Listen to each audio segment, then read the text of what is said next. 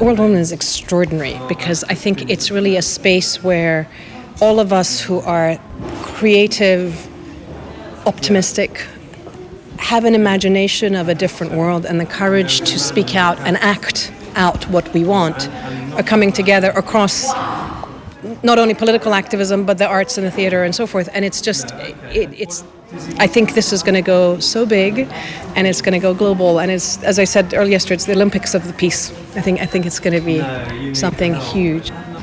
I'd like the folks that are involved in the creative world, the filmmakers, the musicians, the journalists, and so forth, to be able to join with us and tell our stories, because we're doing the work and we're not necessarily the best storytellers.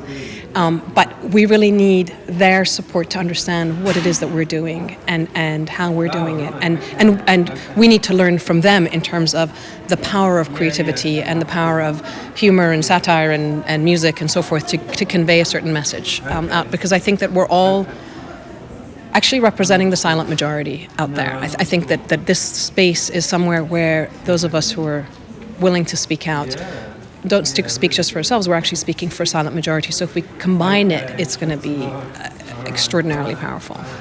I think at this point in time, I think everybody has a responsibility, because the West has been involved in supporting, condoning, turning a blind eye to governments like the Saudis, who have been pushing, let's say, a particular understanding of Islam, which is very intolerant and sort of Wahhabi, Salafi. That's been going on for over 30 years.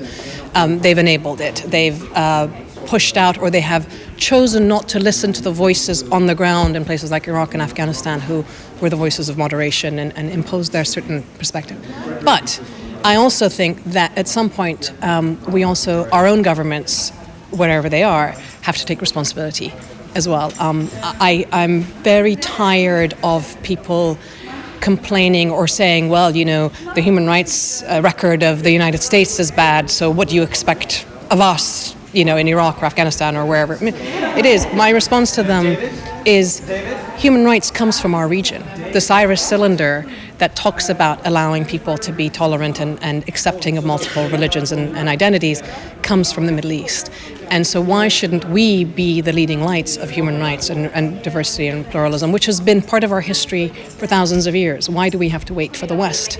So I think that there's a mutual set of responsibilities amongst them.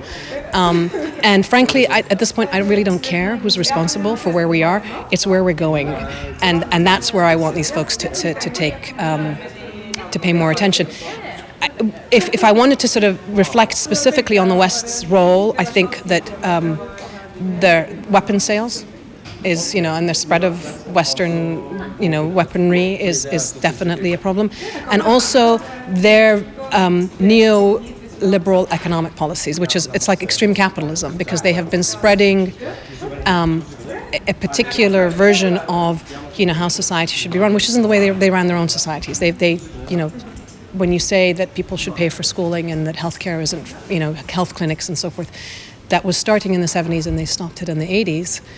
We created a vacuum, and we're beginning to feel that, because a lot of what we call extremist groups actually provide those services that people need and talk about injustice and lack of dignity. In fact, they've taken the human rights agenda on some level and co-opted it.